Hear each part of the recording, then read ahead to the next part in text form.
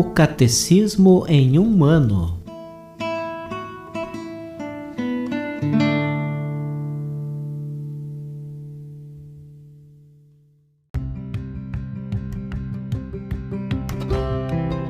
Olá, eu sou o Gabriel, seminarista da Diocese de Ponta Grossa, no Paraná.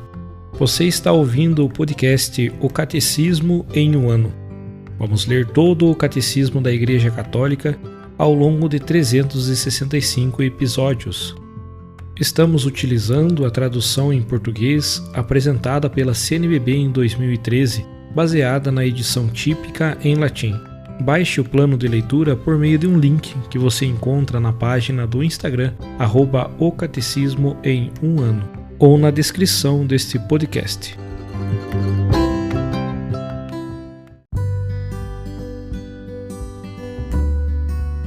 Este é o dia 153 do podcast O Catecismo em um Ano. Estamos fazendo leitura da segunda parte, a celebração do mistério cristão. Na primeira sessão, a economia sacramental, capítulo 2, a celebração sacramental do mistério pascal. E neste dia nós faremos leitura dos números 1187 ao 1199.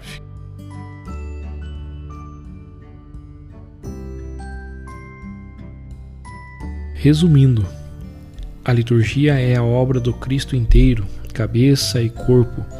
Nosso sumo sacerdote a celebra sem cessar na liturgia celeste, com a Santa Mãe de Deus, os apóstolos, todos os santos e a multidão dos que já entraram no reino. Em sua celebração litúrgica, a Assembleia inteira desempenha o papel de liturgo, cada um segundo sua função. O sacerdócio batismal é o de todo o corpo de Cristo. Alguns fiéis, no entanto, são ordenados pelo sacramento da ordem para representar Cristo como cabeça do corpo.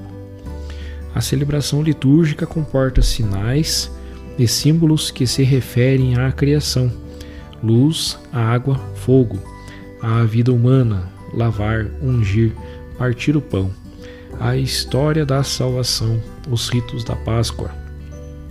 Inseridos no mundo da fé e assumidos pela força do Espírito Santo, esses elementos cósmicos, esses ritos humanos, esses gestos memoriais de Deus, tornam-se portadores da ação salvadora e santificadora de Cristo.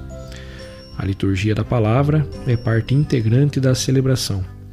O sentido da celebração é expresso pela palavra de Deus, que é anunciada, e pelo compromisso da fé que ela exige como resposta. O canto e a música guardam íntima conexão com a ação litúrgica, são critérios de seu bom uso. A beleza expressiva da oração, a participação unânime da Assembleia, o caráter sagrado da celebração. As santas imagens presentes em nossas igrejas e em nossas casas destinam-se a despertar e alimentar nossa fé no mistério de Cristo. Por meio do ícone de Cristo e de suas obras salvíficas, é a Ele que adoramos. Mediante as santas imagens da Santa Mãe de Deus, dos anjos e dos santos, veneramos as pessoas nelas representadas.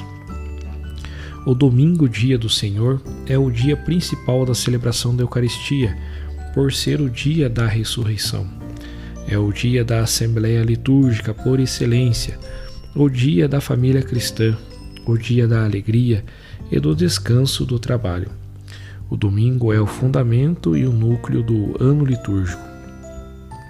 A Igreja apresenta todo o mistério de Cristo durante o ciclo do ano, desde a encarnação e o Natal até a Ascensão, até o dia de Pentecostes e até a expectativa da feliz esperança e do retorno do Senhor.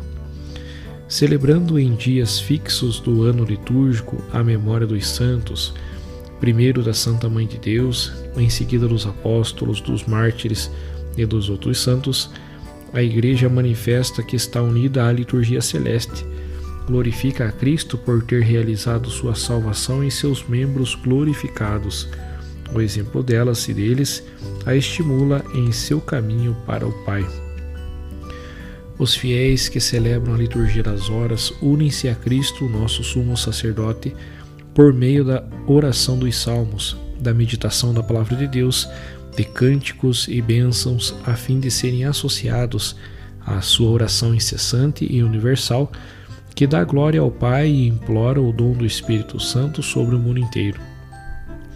Cristo é o verdadeiro templo de Deus, o lugar em que reside sua glória.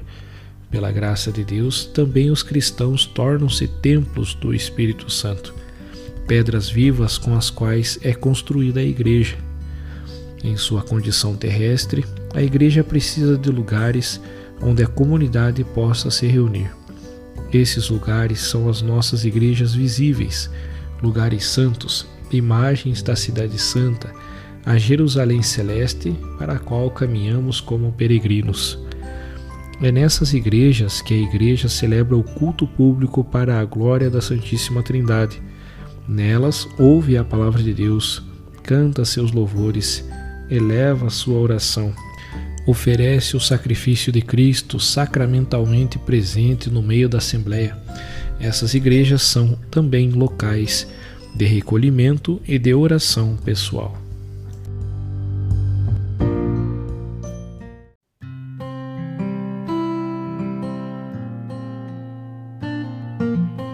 Como comentário adicional ao episódio de hoje, nós iremos escutar o discurso do Papa Francisco aos participantes na Assembleia Plenária da Congregação para o Culto Divino e a Disciplina dos Sacramentos, realizada no dia 14 de fevereiro de 2019.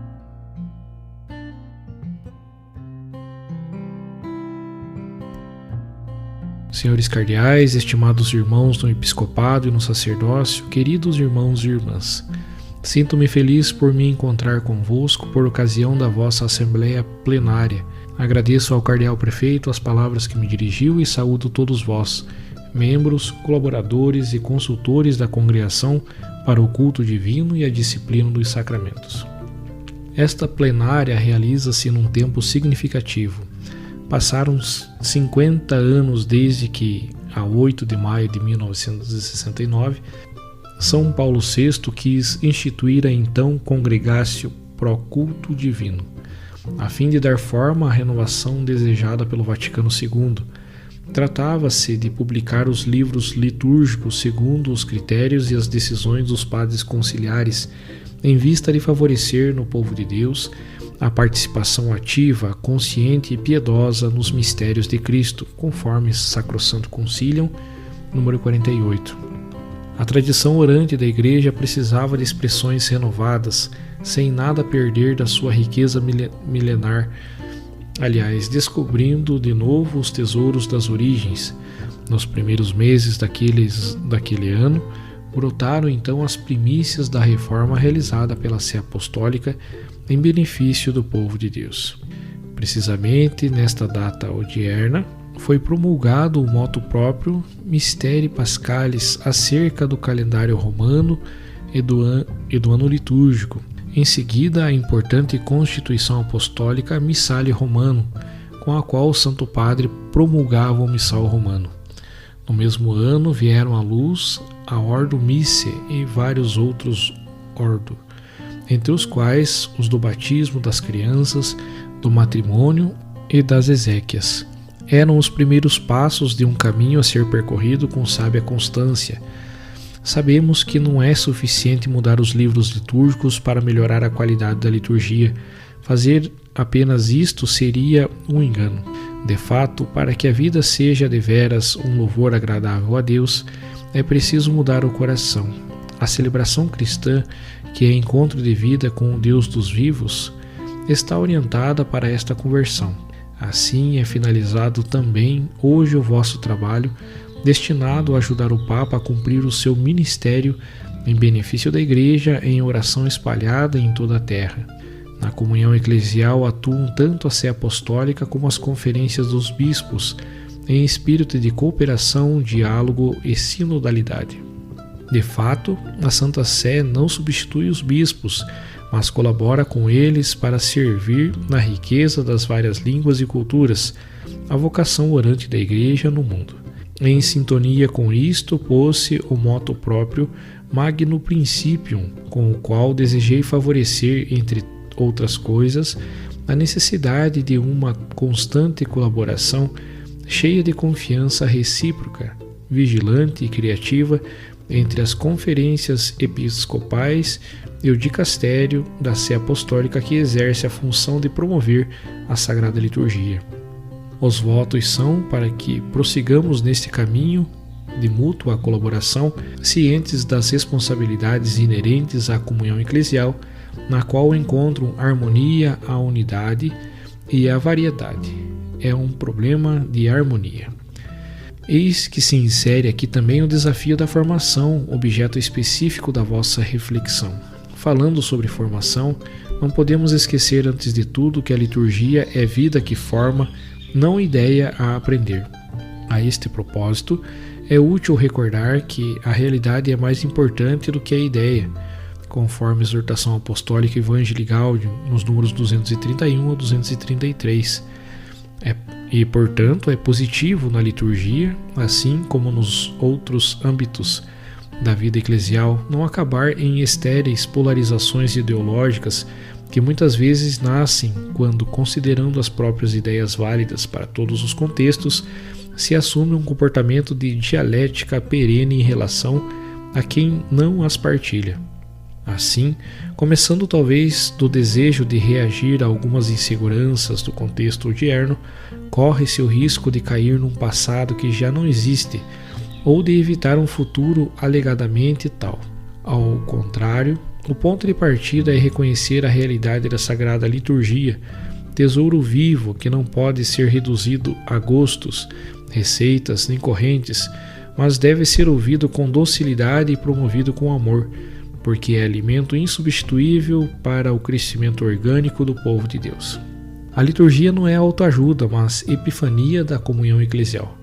Por conseguinte, nas orações e nos gestos ressoa o nós e não o eu, a comunidade real, não o sujeito ideal. Quando se desejam nostalgicamente tendências passadas ou se quer impor outras novas, corre-se o risco de antepor a parte ao todo, o eu ao povo de Deus, o abstrato ao concreto, a ideologia à comunhão e, no fundo, o mundano ao espiritual. Nesse sentido, é precioso o título da vossa Assembleia, a formação litúrgica do povo de Deus. De fato, a tarefa que nos espera é essencialmente difundir no povo de Deus o esplendor do mistério vivo do Senhor que se manifesta na liturgia. Falar de formação litúrgica do povo de Deus significa, antes de mais, tomar consciência do papel insubstituível que a liturgia reveste na Igreja e para a Igreja, e também ajudar concretamente o povo de Deus a interiorizar melhor a oração da Igreja, a amá-la como experiência de encontro com o Senhor e com os irmãos, e à luz disto, redescobrir os conteúdos e observar os seus ritos. Com efeito, sendo a liturgia uma experiência propensa à conversão de vida através da assimilação do modo de pensar e de se comportar do Senhor, a formação litúrgica não se pode limitar simplesmente a oferecer conhecimentos, isto é errado, embora necessários, acerca dos livros sagrados, e nem sequer a tutelar o devido cumprimento das disciplinas rituais. Para que a liturgia possa cumprir a sua função formadora e transformadora, é necessário que os pastores e os leigos sejam estimulados a compreender o seu significado e a sua linguagem simbólica, inclusive a arte, o canto e a música ao serviço do mistério celebrado e também o silêncio. O próprio Catecismo da Igreja adota a via mistagógica para ilustrar a liturgia, valorizando as suas orações e sinais. A mistagogia, eis um caminho idôneo para entrar no mistério da liturgia, no encontro vivo com o Senhor crucificado e ressuscitado. Mistagogia significa descobrir a vida nova que no povo de Deus recebemos mediante os sacramentos e redescobrir continuamente a beleza da sua renovação. Sobre as etapas da formação, sabemos por experiência que além da inicial é preciso cultivar a formação permanente do clero e dos leigos, em particular de quantos estão engajados nos ministérios ao serviço da liturgia. Formação não de uma vez só, mas permanente, quanto aos ministros ordenados, até na perspectiva de uma sadia ars celebrandi, é válida a evocação do concílio.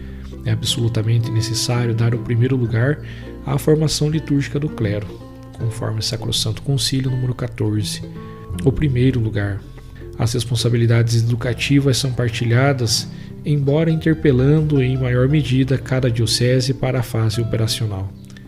A vossa reflexão ajudará o dicastério a amadurecer linhas e orientações que deverão ser oferecidas em espírito de serviço a quem conferências episcopais, dioceses, institutos de formação, revistas têm a responsabilidade de cuidar e acompanhar a formação litúrgica do povo de Deus.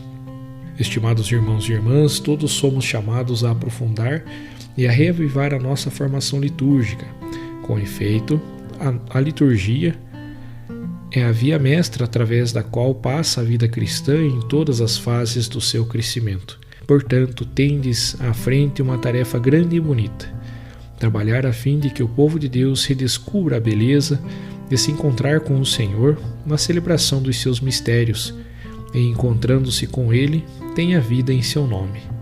Agradeço-vos pelo vosso compromisso e abençoo-vos, pedindo-vos que me reserveis sempre um lugar amplo na vossa oração. Obrigado.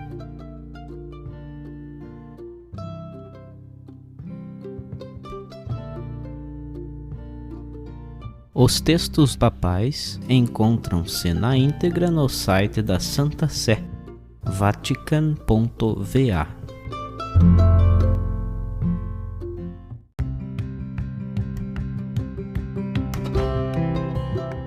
Você acaba de ouvir mais um episódio do podcast O Catecismo em um Ano. Continue nesse bom propósito de aprofundar o conhecimento e a vivência da fé católica e procure participar da sua comunidade. Rezemos por todos que estão fazendo esse caminho de leitura do Catecismo. Até amanhã!